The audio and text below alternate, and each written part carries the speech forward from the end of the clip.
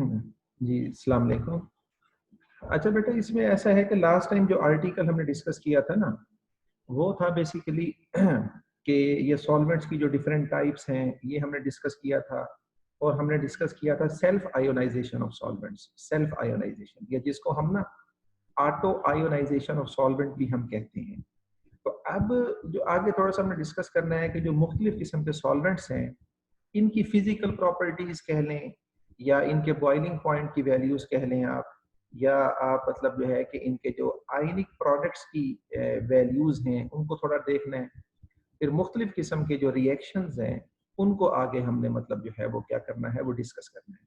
तो अब इसमें सबसे पहले जो है वो जो चीज़ मैं आपसे शेयर करवाना चाह रहा हूँ, ये आपकी स्क्रीन के ऊपर जो है, ये देखें, ये नज़र आ रहा है।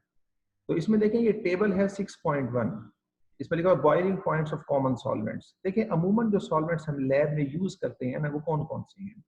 एक ये सल्फ्यूरिक एसिड है, हाइड्रोफ्लोरिक एसिड, वाटर, ये मोस्ट कॉमनली यूज एसिड है। एसिटिक एसिड है, अल्कोहल्स में मतलब ये मेथानॉल, एथानॉल या लिक्विड अमोनिया, ये मिथाइल साइनाइड, या इसको एसीटो नाइट्राइल भी हम कहते हैं। तो अब देखिए इसमें मतलब जो सल्फ्यूरिक एसिड है, इसका जो बॉइलिंग पॉइंट की वैल्यू देखें वो सबसे हाई है। 330 डिग्री सेंटीग्रेड पर जाकर ये सल्फ्यूरिक एसिड क्या होता है, ये बॉइल होता है। जबकि इसके मुकाबले में हाइड्रोफ्लोरिक एसिड, इसका बॉइलिंग पॉइंट कंपैरेटिवली कम है, और वो कितना है, 19.5 डिग्री। वाटर का 100 डिग्री, एसिटिक एसिड का 118.2, मेथानॉल का 64.7, लिक्विड अमोनिया का -33.4, और एसिडोनाइट्राइल का जो बॉइलिंग पॉइंट है वो है 81 डिग्री सेंटीग्रेड। देखिए इसमें मतलब जो सिंपल सी बात है वो ये है कि सल्फ्यूरिक एसिड का बॉइलिंग पॉइंट इतना हाई क्यों है। देखिए उसकी एक रीजन जो है वो ये भी है कि देखें आपकी स्क्रीन के ऊपर जो है इसकी जो लॉजिक है वो देखें ये है। देखिए इसमें मतलब जो है कि अगर थोड़ा सा मैं इसे जूम करूं तो इसमें चलें, देखिए ये आप स्क्रीन के ऊपर ये नजर आ रहा है ना कि high boiling point of sulphuric acid is due to. Sulphuric acid का जो बॉइलिंग पॉइंट वाटर से भी हाई है, उसकी क्या रीजन है, उसकी ना दो मेन उसकी रीजन है। एक तो आप कह लें कि सल्फ्यूरिक एसिड का जो डाइपोल मोमेंट है वो बहुत हाई होता है, यानी हाई नेट डाइपोल मोमेंट का मतलब ये है कि सल्फ्यूरिक एसिड में जो पोलैरिटी है वो बहुत ज्यादा है। और दूसरी बात ये है कि self ionisation of sulphuric acid या ऑटोप्रोटोलाइसिस ऑफ सल्फ्यूरिक एसिड कह लें। या सल्फ्यूरिक एसिड का मॉलिक्यूल जब आयोनाइज होता है तो एक मॉलिक्यूल जो है वो जब मतलब आप कह लें कि जब ब्रेक डाउन होता है तो जाहिर बात है वो अपना प्रोटॉन लूज करता है, दूसरा मॉलिक्यूल वो प्रोटॉन एक्सेप्ट करता है, इसको हम ऑटोप्रोटोलाइसिस भी हम कहते हैं। तो इसमें मतलब जो है कि हमारे पास जो केटाइन और एनाइन बनते हैं ना, वो H3SO4 पॉजिटिव, और सल्फ्यूरस एसिड है, सल्फ्यूरस एसिड HSO4 नेगेटिव। अब इसमें असल में हाई बॉइलिंग पॉइंट, ये दो फैक्टर के साथ साथ जब ये आयन केटाइन एनाइन बनते हैं ना, तो sulphuric acid forms ion ion interaction which are much stronger than hydrogen bonding. तो इसमें ना सल्फ्यूरिक एसिड के जो मॉलिक्यूल्स हैं, ये आयन्स जो हैं, ये आपस में भी इंटरेक्ट कर लेते हैं। सल्फ्यूरिक एसिड के जो मॉलिक्यूल्स हैं उनके साथ भी ये आयन डाइपोल इंटरेक्शन या आयन आयन इंटरेक्शन जो है, तो इंटर मॉलिक्यूलर फोर्सेस हैं वो डेवलप कर लेते हैं, और जिसकी वजह से सल्फ्यूरिक एसिड का जो बॉइलिंग पॉइंट है वो बहुत हाई हो जाता है। और दूसरी बात ये है कि जो एसिटिक एसिड है, इसका जो बॉइलिंग पॉइंट है वो इतना हाई क्यों है। देखिए एसिटिक एसिड का बॉइलिंग पॉइंट वाटर से भी यहाँ पर क्या है, ज्यादा हाई है। तो उसकी जो रीजन है वो ऑलरेडी आपने इसको एफएससी में भी पढ़ा होगा कि इसकी रीजन है हाइड्रोजन बॉन्ड। तो इसमें ये होता है कि एसिटिक एसिड के दो मॉलिक्यूल आपस में हाइड्रोजन बॉन्ड, यहाँ पे देखें ये मेरा एरो है, तो हाइड्रोजन बॉन्डिंग की वजह से ये आपस में ना दो मॉलिक्यूल जब ये कंबाइन होते हैं तो हाइड्रोजन बॉन्डिंग की वजह से ये एक डाइमर बना लेते हैं, डाइमर। तो एक मॉलिक्यूल का मैस 60 होता है, दो जब ये डाइमर बनता है तो इसका मॉलिक्यूलर मैस है 120। तो इस डाइमर की सूरत में एसिटिक एसिड के मॉलिक्यूल एग्जिस्ट करते हैं। अगर ये आप साइक्लिक, इसमें अगर आप रिंग देखें ना, तो ये 8 मेंबर्ड रिंग है, यानी कार्बन ऑक्सीजन हाइड्रोजन ऑक्सीजन 4 हो गए, फिर कार्बन ऑक्सीजन हाइड्रोजन ऑक्सीजन, ये टोटल 8 हो गए। तो इस करेक्टरिस्टिक की वजह से एसिटिक एसिड का जो बॉइलिंग पॉइंट है वो भी क्या है, बहुत हाई है। तो मतलब ये डिफरेंट एक रीजन हैं आप कह लें। इसी तरह से आप कह लें कि ये दोबारा अगर हम अपनी स्क्रीन पर वापस आए तो इसी तरह हाइड्रोफ्लोरिक एसिड जो है इसमें भी हाइड्रोजन बॉन्डिंग होती है, लेकिन मॉलिक्यूल का साइज जरा कंपैरेटिवली स्मॉलर होता है तो इसका बॉइलिंग पॉइंट भी लो है। वाटर का हाई है, इसकी भी रीजन क्या है, वो हाइड्रोजन बॉन्डिंग है। मेथनॉल ये भी मोस्ट कॉमनली यूज्ड हमारे पास सॉल्वेंट है, इसका भी जो बॉइलिंग पॉइंट कंपैरेटिवली मतलब जो है कि वो लार्जर है, हायर है, उसकी भी जो रीजन है वो हाइड्रोजन बॉन्डिंग की है। तो ये मुख्तलिफ सॉल्वेंट्स के। इसी तरह इनके आयनिक प्रोडक्ट्स ऑफ वाटर जो हैं, तो इसमें जो आयनिक प्रोडक्ट्स ऑफ वाटर की जो वैल्यूज हैं वो यहाँ पे दी हुई है। वाटर की 14 आप कह लें, यानी वो आयनिक प्रोडक्ट ऑफ वाटर का अगर हम नेगेटिव लॉग लें ना, फिर हमारे पास ये वैल्यूज आ जाती हैं। तो इसमें जाहिरी बात है कि जितना मतलब आप कह लें कि आयनिक प्रोडक्ट की वैल्यूज आप कह लें वो ज्यादा होंगी, ठीक है, उतना यहाँ पे पी के आइन या पी के डब्ल्यू की वैल्यू उतना कम होती जाएगी। तो यहाँ पे मतलब आप कह लें 3.4 मतलब ये वैल्यू है किसकी, हम कहते हैं सल्फ्यूरिक एसिड की। इसका मतलब ये है कि सल्फ्यूरिक एसिड जो है, ये इसकी जो सेल्फ आयोनाइजेशन है, ये एक्सटेंट ऑफ सेल्फ आयोनाइजेशन कह लें, ऑटो आयोनाइजेशन कह लें, वो बहुत हाई होती है। हाइड्रोजन फ्लोराइड, हाइड्रोफ्लोरिक एसिड की जो वैल्यू है ये मतलब बहुत लो है, ठीक है। तो इसका मतलब ये है कि हाइड्रोफ्लोरिक एसिड जो है ये कम डिसोसिएट होता है। वाटर की वैल्यू मतलब जो है कि कंपैरेटिवली मतलब जो है कि ये इसी तरह से ये सारी वैल्यूज हैं, इनको आपने ये देख लेना।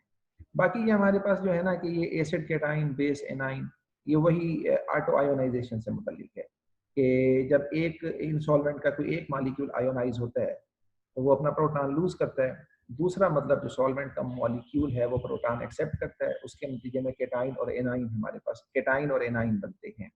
तो इस तरह के मतलब ये सॉल्वेंट्स हैं, इनके मॉलिक्यूल जब एक एक मॉलिक्यूल आयोनाइज होता है तो केटाइन एनाइन किस तरह से बनते हैं ये वो यहाँ पे टेबल में दिए हुए हैं, ठीक है। अच्छा, इससे नेक्स्ट जो हमारे पास है जिसको आपने देखना है, ये फिर वही क्लासिफिकेशन आ जाती है जो इससे पहले हमने डिस्कस की है, और इससे पहले भी मतलब जो मैंने अपने नोट्स में आपको जो लेक्चर दिया था उसमें भी ये सारी चीजें हम डिटेल में डिस्कस कर चुके हैं कि जितने भी सॉल्वेंट्स होते हैं उनको डिफरेंट बेसिस पर डिफरेंट टाइप्स में हम क्या करते हैं, क्लासीफाई करते हैं। डिफरेंट बेसिस पर डिफरेंट टाइप्स में हम क्या करते हैं, क्लासीफाई करते हैं। तो इसमें देखिए पहली जो क्लासिफिकेशन है वो वही है, मतलब जो हम कहते हैं कि हमारे पास ना मतलब आप कह लें कि ये मतलब वही बात कि भाई ऑन द बेसिस ऑफ आप कह लें कि टेंडेंसी टू लूज या गेन हाइड्रोजन आयन, ये प्रोटिक या प्रोटोनिक सॉल्वेंट्स इनको हम कहते हैं कि ये ऐसे सॉल्वेंट होते हैं कि जो आइदर लूज प्रोटॉन और गेन देम और can show both the tendencies कहते हैं। तो इनकी एग्जांपल्स भी हम प्रीवियसली डिस्कस कर चुके हैं।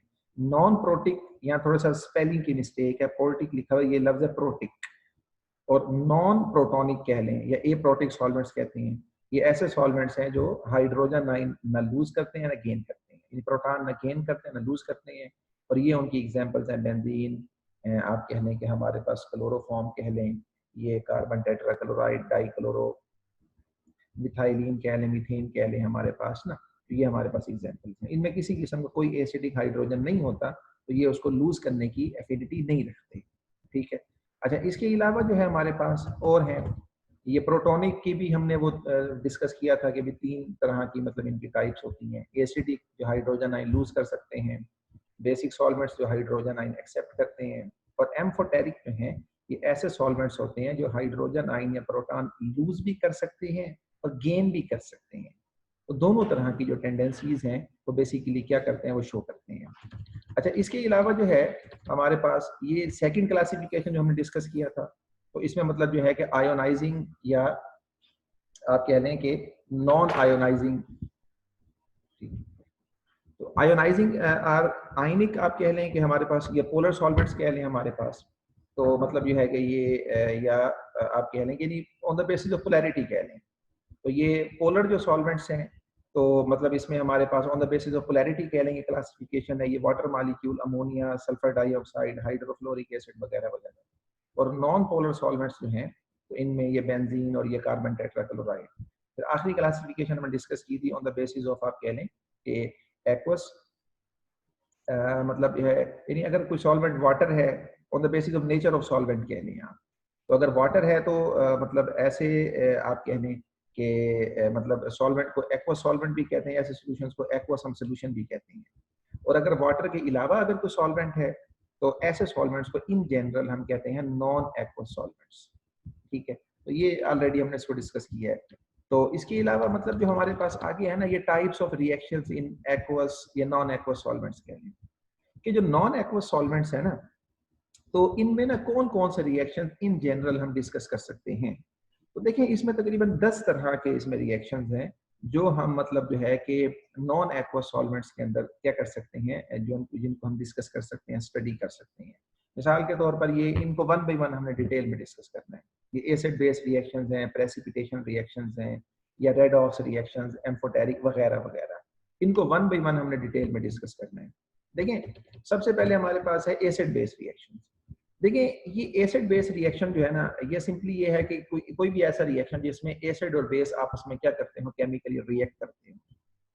तो इसमें देखें कि ये तो हमें पता है कि जब भी किसी एसिड और बेस का रिएक्शन होता है ना, उसके नतीजे में साल्ट और वाटर बनता है, या साल्ट और कोई सॉल्वेंट बनता है, ये कह लें आप। तो देखें ये इन जनरल तो ठीक है, लेकिन कुछ एक्सेप्शंस भी हैं, हम उसकी तरफ नहीं जा रहे जो एक्सेप्शंस हैं। तो जरूरी नहीं होता कि जब भी एसिड और बेस रिएक्ट करें हमें हमेशा सॉल्ट और वाटर बने, लेकिन अमूमन इन जनरल ऐसे ही होता है। ठीक है, मिसाल के तौर पर ये हमारे पास एक स्ट्रॉन्ग एसिड है HCl, स्ट्रॉन्ग बेस, यानी एसिड और बेस का रिएक्शन है साल्ट और वाटर। सल्फ्यूरिक एसिड को कैल्शियम हाइड्रोक्साइड से रिएक्ट करवाएं, कैल्शियम सल्फेट और वाटर बनता है।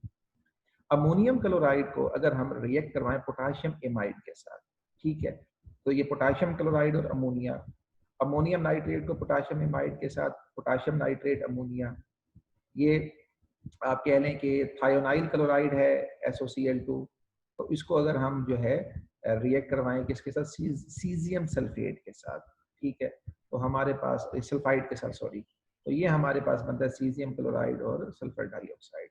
तो ये डिफरेंट एसिड बेस हमारे पास ना रिएक्शन है। तो इन जनरल वो यहाँ पर ये कहना चाह रहा है कि in acid base reaction the salt and the same solvent is form in which acid base reactions are carried out. तो जब जिस भी सॉल्वेंट में एसिड बेस रिएक्शन करवाते हैं तो मतलब जो है तो उन एसिड्स का रेस्पेक्टिव सॉल्ट बनता है, सॉल्ट, और वो मतलब जो है साथ हमारे पास क्या होता है, सॉल्वेंट प्रोड्यूस होता है। The acidic or basic nature of solute also depends upon the auto-ionization of the solvent. तो वो कहते हैं कि भी कोई भी मतलब जो है कि अगर सोल्यूट को हम ऐड करते हैं वाटर के अंदर, तो वो एसिडिक नेचर शो करेगा या बेसिक नेचर शो करेगा, ये किसी हद तक इस बात पर भी डिपेंड करता है कि जो सॉल्वेंट है उसकी सेल्फ आयोनाइजेशन के ऊपर भी डिपेंड करता है।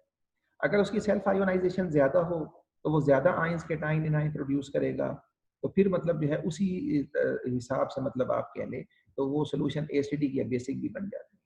तो इन जनरल यही बात कहना। अब सेल्फ आयोनाइजेशन पहले भी हम डिस्कस कर चुके हैं कि जैसे ये दो वाटर के मॉलिक्यूल हैं, ठीक है, एक वाटर का मॉलिक्यूल जब ब्रेक डाउन होगा वो अपना प्रोटॉन लूज करेगा, ठीक है, तो वो अपना प्रोटॉन दूसरा सॉल्वेंट के मॉलिक्यूल को डोनेट करेगा, दूसरा वाटर सॉल्वेंट का मॉलिक्यूल एक्सेप्ट करेगा, तो हमारे पास केटाइन और एनाइन बनता है।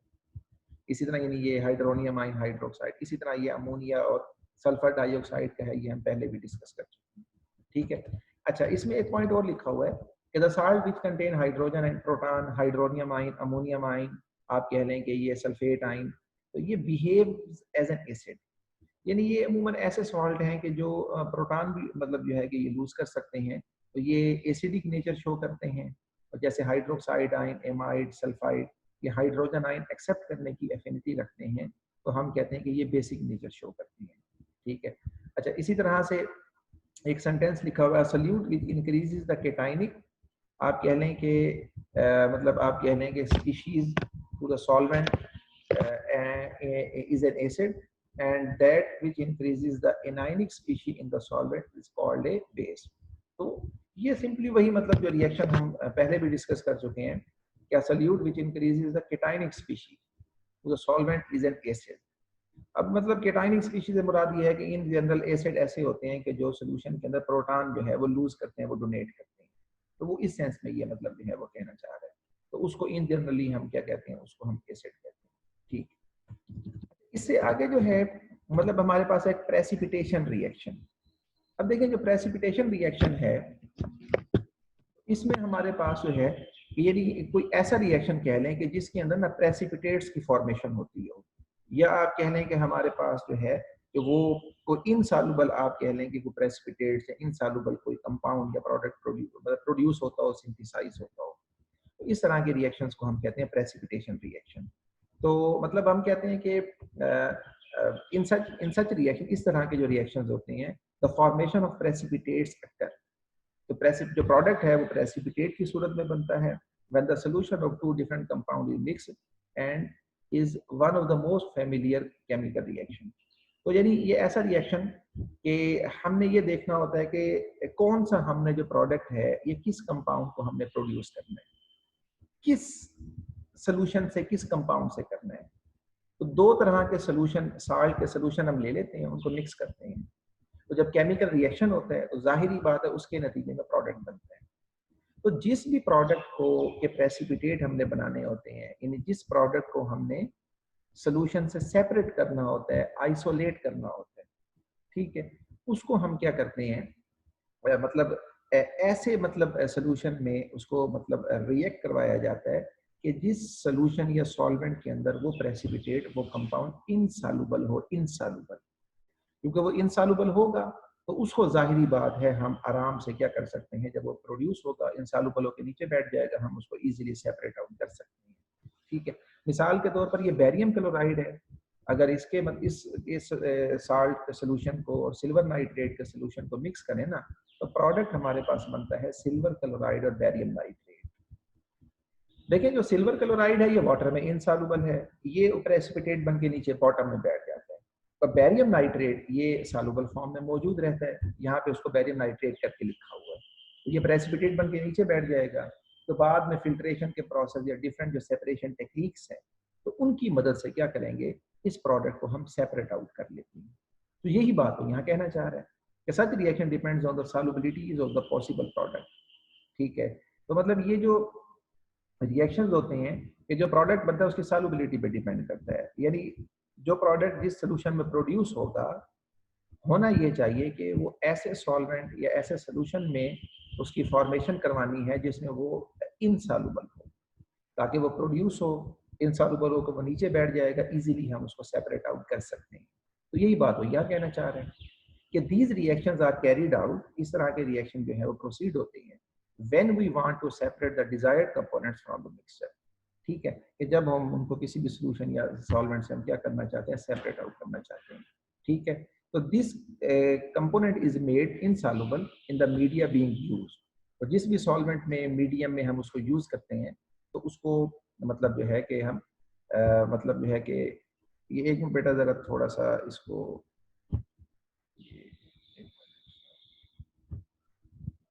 जी अस्सलाम वालेकुम, स्टॉप जी।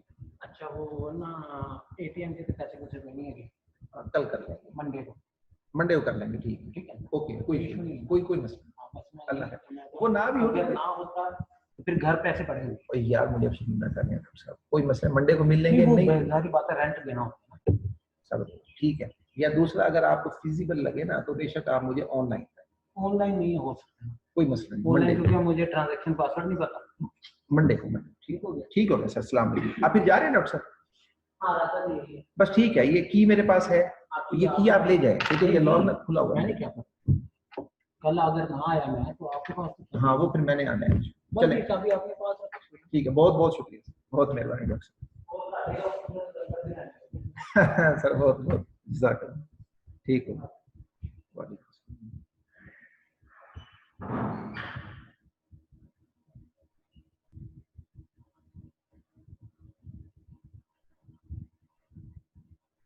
जी अस्सलाम वालेकुम। वो अच्छा, असल में वो बेटा सारा आ गए थे तो ये मामला था। अच्छा, इसमें वो ये कहना चाह रहे हैं कि consequently when two ions that are capable of forming slightly soluble compound come into contact, यानी वो यही बात करना चाह रहे हैं कि जब दो कंपाउंड्स के सोल्यूशन को मिक्स करते हैं, रिएक्शन होता है, प्रोडक्ट बनता है, तो सॉल्वेंट या सोल्यूशन ऐसा होना चाहिए जिसमें वो प्रोडक्ट इनसॉल्युबल हो, ताकि वो जो आपका प्रोडक्ट है वो इनसॉल्युबल हो कि वो उसमें बॉटम में बैठ जाए, हम उसको इजीली सेपरेट आउट कर सकें। अब ये भी डिपेंड करता है, ठीक है, तो यानी जो कंपाउंड हम बना रहे हैं तो उसी के मुताबिक हमने सॉल्वेंट लेना है। अब सिल्वर क्लोराइड अगर बनाना है, ठीक है, तो सॉल्वेंट हम लेंगे वाटर, क्योंकि वाटर में सिल्वर क्लोराइड बेसिकली क्या है, वो इनसॉल्युबल है, ठीक है। अच्छा, इसके अलावा मतलब जो है अगर वो कोई और सॉल्वेंट लें, सपोज हम वाटर की बजाय मतलब हम कह लें कि अगर हम कोई लिक्विड अमोनिया ले लेते हैं, ठीक है, तो वो यही कहना, but the reverse reaction occurs in liquid ammonia because silver chloride is soluble in liquid ammonia. तो वो रिएक्शन मतलब जो है वो रिवर्स भी मतलब जो है इसमें वो हो जाता है। तो इसमें मतलब ये बेसिकली आप कह लें कि ये वाटर की बजाय यहाँ पर ना कंपोजिंग की छोटी सी मिस्टेक है, तो यहाँ पर बेसिकली अमोनिया का लिखा हुआ होना चाहिए। बहरहाल इसी तरह ये आगे भी मतलब 2-3 इसमें वो रिएक्शंस लिखे हुए हैं, तो इसको आपने क्या करना है वो आपने रीड आउट कर लेना है। अच्छा, इसके आगे बेटा एक ये लिखा हुआ है कि भाई ये हमारे पास ना रेडॉक्स रिएक्शंस हैं, ठीक है। तो अब देखिए जो रेडॉक्स रिएक्शन है ना, मतलब जो है कि हमारे पास इसको हम ना रेडॉक्स रिएक्शन ऐसे रिएक्शन होते हैं जो बेसिकली ऑक्सीडेशन रिडक्शन रिएक्शंस हैं, यानी ऐसे रिएक्शन जिनमें ऑक्सीडेशन भी और रिडक्शन साइमल्टेनियसली होती हो। वैसे अगर देखा जाए ना, अगर सोडियम और क्लोरीन को हम मिक्स करें तो सोडियम क्लोराइड जो प्रोडक्ट बनता है, ये भी एक किस्म का ऑक्सीडेशन रिडक्शन रिएक्शन की एक टाइप है। यानी ऑक्सीडेशन रिडक्शन रिएक्शन है, तो इसको हम रेडॉक्स रिएक्शन ही पढ़ते हैं। तो इसमें होता ये है कि एक रिएक्टेंट जो है, दो रिएक्टेंट होते हैं, एक रिएक्टेंट ऑक्सीडाइज हो रहा होता है, दूसरा रिएक्टेंट रिड्यूस हो रहा होता है साइमल्टेनियसली, ठीक है। और मतलब जो है इस तरह के रिएक्शंस को हम कहते हैं ऑक्सीडेशन रिडक्शन रिएक्शन। ये ऊपर डेफिनेशन भी लिखी हुई है कि दो reaction in which one reactant is oxidized and the other is reduced कहते हैं, ठीक है, साइमल्टेनियसली। आगे the word but one may be fast and other may be slow, so we measure reduction potential. तो कहना ये चाह रहा है कि बाज ऑक्सीडेशन रेडॉक्स रिएक्शन ऐसे होते हैं, स्लो होते हैं, बाज कंपैरेटिवली क्या होते हैं, फास्ट होते हैं। तो वो it depends upon the nature of the reactant कह लें सिंपली। अच्छा, अब ये आगे वो ये कहना चाह रहा है कि जितने भी कम्बिनेशन रिएक्शन, यानी कम्बिनेशन से मुराद जिसमें दो रिएक्टेंट के मॉलिक्यूल आपस में रिएक्ट करें और कोई कंबाइंड या कंडेंस्ड अगर प्रोडक्ट हमारे पास बन जाता है ना, तो इस तरह का जो रिएक्शन होता है उसको हम कहते हैं कम्बिनेशन रिएक्शन कहते हैं। कंबस्टन रिएक्शन है, सिंगल रिप्लेसमेंट, ये आगे हम डिस्कस करेंगे कि ऐसे रिएक्शन जिसमें सिर्फ एक एलिमेंट दूसरे एलिमेंट को रिप्लेस कर रहा होता है, वो रिएक्शन भी बेसिकली रेडॉक्स रिएक्शन की कैटेगरी में आ जाते हैं। They all involve the transfer of electrons from one chemical species to another. एक एलिमेंट से, एक रिएक्टेंट से जो इलेक्ट्रॉन है वो निकलकर दूसरे के पास जा रहा होता है। तो जिस आप कह लें एलिमेंट से इलेक्ट्रॉन रिमूव होता है वो ऑक्सीडाइज हो जाता है, जो इलेक्ट्रॉन गेन करता है वो रिड्यूस हो जाता है। तो ये सारे आगे मतलब उसी की एग्जांपल्स ये लिखी हुई हैं, कौन कौन से रिएक्शन है जो इन जनरल रेडॉक्स रिएक्शंस की कैटेगरी में आते हैं। कंबस्टन रिएक्शन है, रस्टिंग है, ठीक है, जंग लगने का यानी जो प्रोसेस है, फोटोसिंथेसिस है, रेस्पिरेशन है, बैटरीज वगैरह वगैरह। अच्छा, आगे वो कहते हैं बेसिकली ना most of the redox reaction taking place in the solvent are ionic. तो रेडॉक्स रिएक्शन जो होते हैं ना वो जनरली क्या होते हैं, वो आयनिक होते हैं। तो मतलब इसमें एक एलिमेंट इलेक्ट्रॉन लूज कर रहा होता है, तो जब कोई एलिमेंट इलेक्ट्रॉन लूज करता है, जब कोई एलिमेंट इलेक्ट्रॉन लूज करता है तो जाहिरी बात है तो वो न्यूट्रल तो नहीं रह सकता, वो एटम फिर आयन बन के सोल्यूशन में आ जाएगा। तो मतलब जो है कि जाहिरी बात है वो आयोनाइज हो जाता है। तो इसलिए हम कहते हैं कि ये बेसिकली तो मतलब इस और मिसाल के तौर पर जैसे ये रिएक्शन है कि जिंक है और कॉपर आयन, यानी कोई ऐसे इस तरह का सोल्यूशन हो जिसमें जिंक बेशक न्यूट्रल हो कॉपर आयंस की सूरत में, ठीक है। तो जिंक की ऑक्सीडेशन हो जाती है, या इलेक्ट्रॉन लूज करता है, जिंक आयन में कन्वर्ट हो जाएगा, सोल्यूशन फॉर्म में आ जाएगा। और जो आयन है ये जो पहले सोल्यूशन फॉर्म में है वो इलेक्ट्रॉन गेन करके न्यूट्रल मेटालिक फॉर्म में कन्वर्ट हो जाएगा। तो ये रिएक्शंस भी सोल्यूशन में ही होते हैं और इसमें आयंस इन्वॉल्व होते हैं। तो मतलब अमूमन ऐसा होता है कि मतलब इसमें जो रेडॉक्स रिएक्शंस हैं तो ये सॉल्यूशंस के अंदर ही होते हैं और इसमें आयंस इन्वॉल्व होते हैं। तो ऊपर भी वो यही कहना चाह रहा है कि भाई ये सॉल्वेंट्स जो आयनिक मतलब फॉर्म में आयंस इन्वॉल्व होते हैं। Some time the solvent may be susceptible to redox reaction. और कहते हैं बाद रिएक्शन ऐसे होते हैं कि जिसमें सॉल्वेंट भी क्या होता है मतलब इन्वॉल्व हो जाता है, उसकी रिडक्शन हो जाती है वगैरह। Hence a stronger reducing agent, ठीक है, whose standard redox potential are greater than hydrogen atom in the electrochemical series cannot be used in the aqueous system। अब इसमें वो ये कहना चाह रहा है कि अगर आप अब आपको जाना पड़ेगा इलेक्ट्रोकेमिकल सीरीज में। अगर आप इलेक्ट्रोकेमिकल सीरीज जो एफएससी की किताबों में भी दी हुई है, अगर इलेक्ट्रोकेमिकल सीरीज को आप देखेंगे ना तो सबसे टॉप पे लिथियम है, ठीक है, और सबसे बॉटम पे मतलब अगर आप मूव करते जाएं तो मुख्तलिफ एलिमेंट्स हैं, अभी लिथियम है, सोडियम, पोटाशियम, आगे मैग्नीशियम, जिंक, लेड, ठीक है, फिर हाइड्रोजन आ जाता है, फिर उससे नीचे कॉपर, सिल्वर, गोल्ड, मतलब सबसे नीचे होता है फ्लोरीन। तो वो एक इलेक्ट्रोकेमिकल सीरीज है। तो वो कहते हैं कि भाई ऐसे एलिमेंट्स जो हाइड्रोजन एटम से इलेक्ट्रोकेमिकल सीरीज में नीचे, यानी नीचे होने का मतलब ये है कि जो इलेक्ट्रोकेमिकल सीरीज में एलिमेंट्स की अरेंजमेंट है वो in the increasing order of their reduction potential है। यानी इलेक्ट्रोकेमिकल सीरीज में जो एलिमेंट हाइड्रोजन से नीचे है, यानी उसका रिडक्शन पोटेंशियल ज्यादा है, यानी इलेक्ट्रॉन को गेन करने की जो पावर है वो ज्यादा है हाइड्रोजन की निस्बत। तो अगर उसकी हाइड्रोजन की निस्बत इलेक्ट्रॉन को गेन करने की जो सलाहियत है वो अगर ज्यादा होगी, ठीक है, तो इसका मतलब ये है कि वो अगर वो एलिमेंट आप यूज करेंगे सोल्यूशन के अंदर तो वो आपके सॉल्वेंट को बेसिकली क्या करेगा, वो रिड्यूस कर देगा, वो उसको रिड्यूस कर देगा, सिंपली वो ये कहना चाह रहा है।